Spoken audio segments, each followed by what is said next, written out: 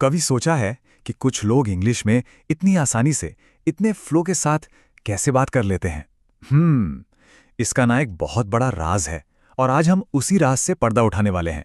नमस्कार, आज हम इंग्लिश में आइडियाज को जोड़ने की कला को समझेंगे, मतलब कंजंक्शंस को, वो जादुई शब्द जो हमारी भाषा को एक बिल्कुल नया अंदाज देते हैं।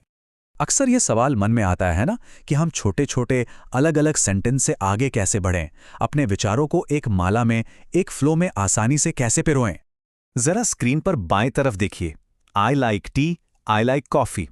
ये सेंटेंस सही तो है, पर थोड़े टूटे टूटे से लगते हैं, नहीं?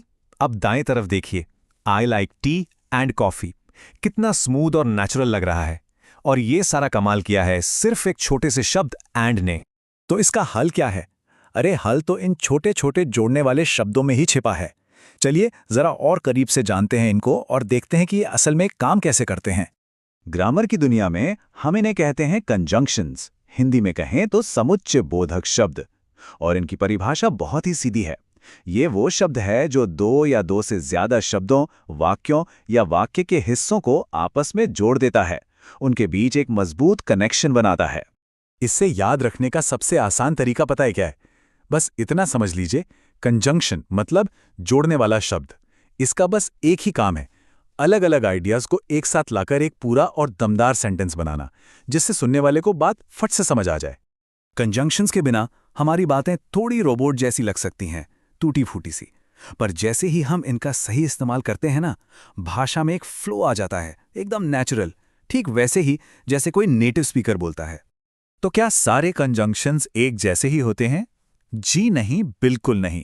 इन्हें 3 खास तरह के ग्रुप्स में बांटा गया है और हर एक का अपना अलग काम होता है, बिल्कुल एक टूल बॉक्स में रखे अलग अलग औजारों की तरह। पहला टाइप है कोऑर्डिनेटिंग, जो 2 बराबर की चीजों को जोड़ता है, जैसे एंड और बट। दूसरा है सबऑर्डिनेटिंग, जो एक मेन सेंटेंस को एक उस पर निर्भर सेंटेंस से जोड़ता है, जैसे बिकॉज और इफ। और तीसरा है कोरिलेटिव, जो बड़े मजेदार हैं। ये हमेशा जोड़ी में आते हैं, जैसे आइदर और या नॉट ओनली बट ऑल्सो। ठीक है, थ्योरी तो बहुत हो गई। अब देखते हैं कि ये अलग अलग कंजंक्शंस असल में सेंटेंस में दिखते कैसे हैं और काम कैसे करते हैं। कंजंक्शंस के 3 मुख्य काम हैं। पहला, शब्दों को जोड़ना, जैसे राम एंड श्याम, सिंपल। दूसरा, सेंटेंस को जोड़ना, जैसे she tried hard but failed. यहां बट कहानी में एक ट्विस्ट ला रहा है कि उसने मेहनत तो की लेकिन फिर भी फेल हो गई। और तीसरा, कोई वजह या शर्त बताना, जैसे I will come if you call. यहां इफ एक कंडीशन लगा रहा है कि आऊंगा तभी जब तुम बुलाओगे। ये 2 और बढ़िया उदाहरण हैं। पहले सेंटेंस में she is smart and hard working, and जो एक कोऑर्डिनेटिंग कंजंक्शन है, 2 क्वालिटीज को जोड़ रहा है। और दूसरे में I will go if you come, if जो एक सबऑर्डिनेटिंग कंजंक्शन है, एक शर्त बता रहा है जो मेन सेंटेंस को उसके डिपेंडेंट सेंटेंस से जोड़ता है। तो अब हम लगभग आखिर में आ गए हैं।